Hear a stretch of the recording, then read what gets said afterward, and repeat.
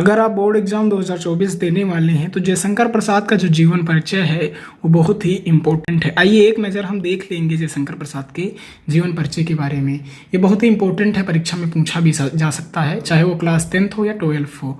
तो बेटा ये नाम याद होना चाहिए, किसका आप जीवन परिचय लिख रहे हैं ये पता होना चाहिए, और उनका जो जन्म हुआ था वो किस सन में हुआ था ये पता होना चाहिए, जन्म का स्थान क्या था ये भी पता होना चाहिए, साथ में पिता का क्या नाम था ये पता होना चाहिए, और मृत्यु कब हुई ये पता होना चाहिए, और रचनाएं।